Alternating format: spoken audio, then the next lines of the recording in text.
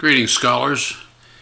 Today we're going to work on management information systems, and so what I want to do is start you with the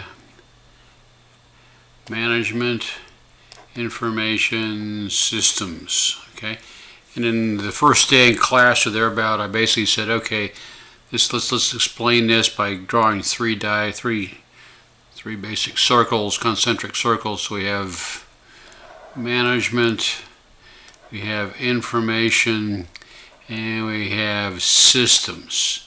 So management, information, and systems. And for the most part, let's kind of go to a different color here. We've been working with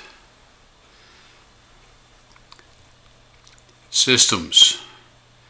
And we basically said that systems are basically a number of different things, and we gave the model. The model was the idea that there were certain inputs in a box connected to certain processes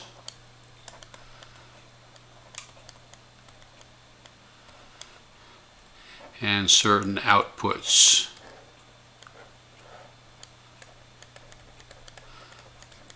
Okay, and that we had some type of storage.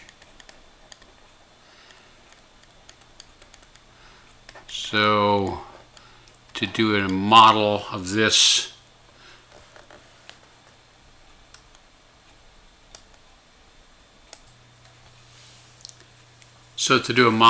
we have the idea of a car, and to that car we have to input something like a driver, physical things, gasoline, water, all those things, and the processes are the internal combustion engine, those radio for making music, and for outputs we have travel, distance, movement, sound, that type of stuff.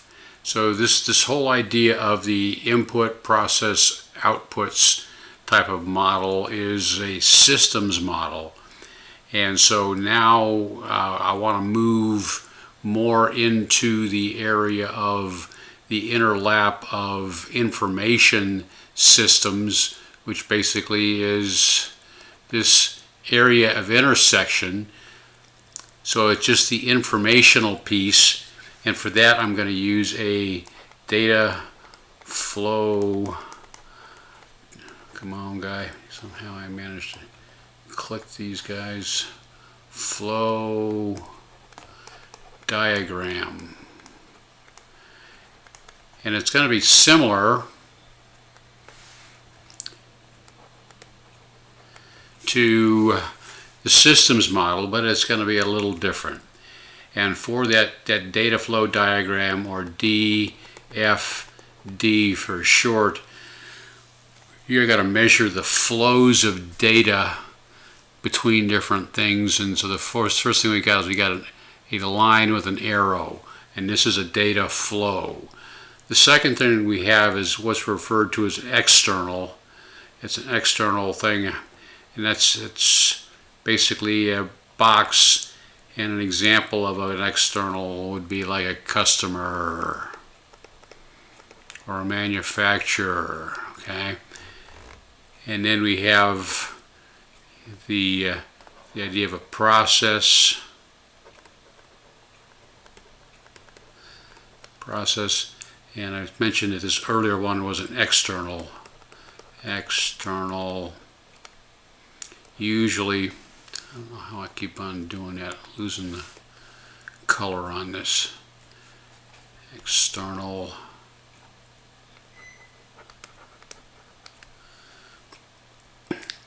Okay, and it's one of those things that's also, it refers to an entity or a thing.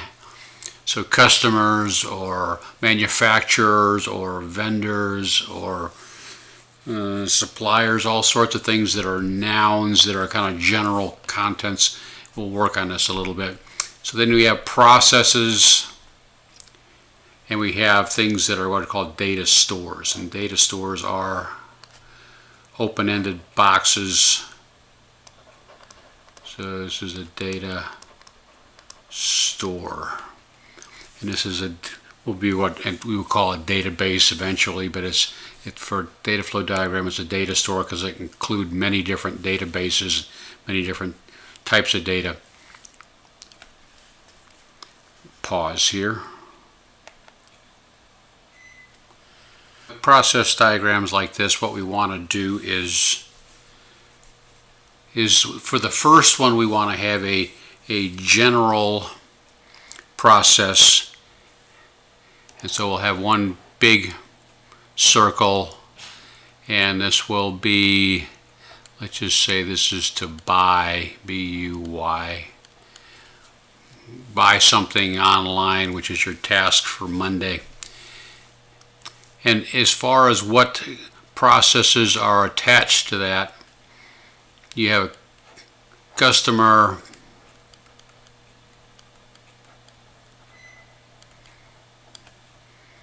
you have a manufacturer, you have a vendor, and all these provide data to the buy process. And one of the things that you do when you buy something, of course, is that you want to have data flow out so that you actually wind up receiving the goods, merchandise that you buy. So there's a customer over here, and we'll just kind of go with that for right now, that basic model. We'll expand upon it a little later.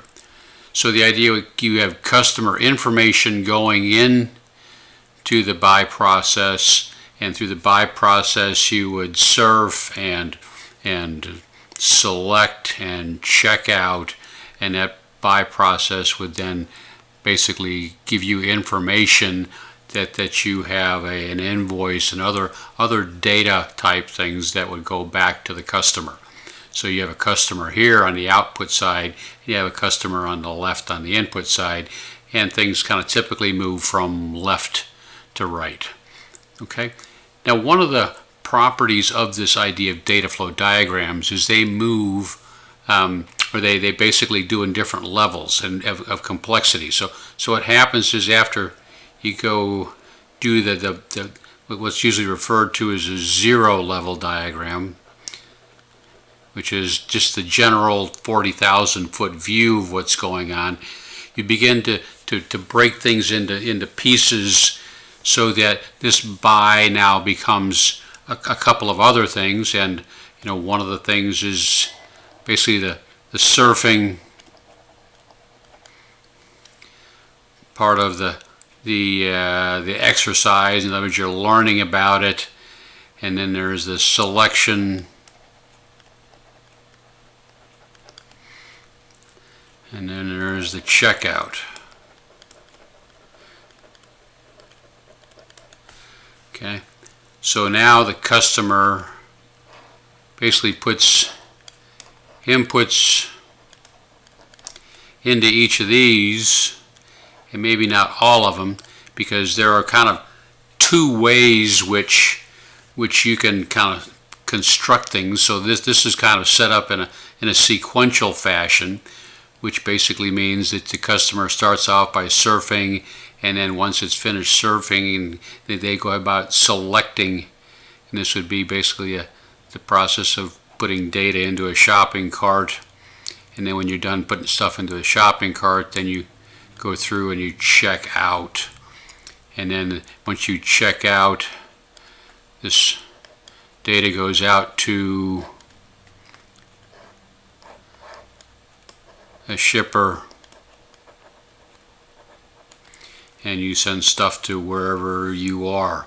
Okay. The other thing is that each one of these processes, there is data that goes into a data store. So when you're surfing, you're not putting too much into there, but there's also things like cookies, so you're putting stuff into a data store. When you select, you're putting it into the shopping cart, and that's a data store. and when you check out, you're adding customer information, that type of thing. And these arrows now are not only one way, but a lot of them are two-way, especially like with checkout, because it's pulling data and other types of things out of the data store. And it basically puts them together so that your stuff goes out to a shipper. Okay, and that shipper basically takes it to you. And I've actually arranged that to be, well, I tell you what, it'd actually be better if shipping was a process, because that's going to basically take it and then it's going to go to you, the customer. Okay, so shipping is basically a process in the whole deal.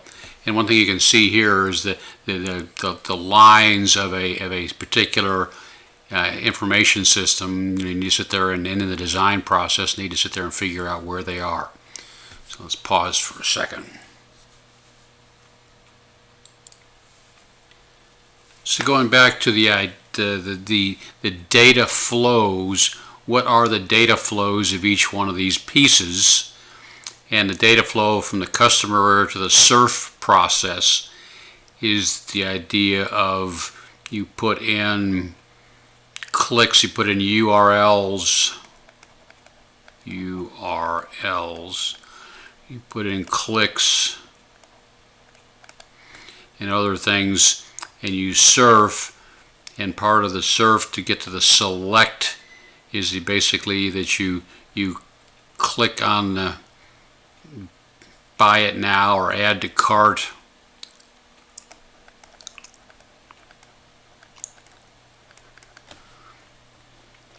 And then when you have everything in your cart, then you go through the process of taking the data and checking out. So the idea is then you would input, let's take another data flow from customer, and this would be the shipping information.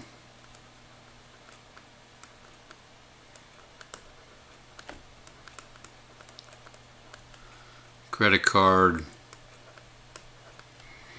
and all that type of stuff. Okay, and then once you're finished, checked out, completed, then this order number is assigned to a shipper,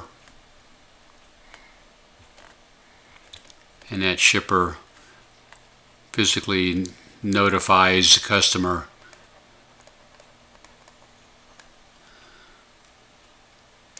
So this whole idea is that there is data going from customer to the surf activity. There's stuff that goes from the surf to the select activity, which is the addition to the cart, the click, and the idea of the checkout process, and then the ship process. So it'd be ship, not shipper, and then it would notify the customer of the number, and the customer can track it.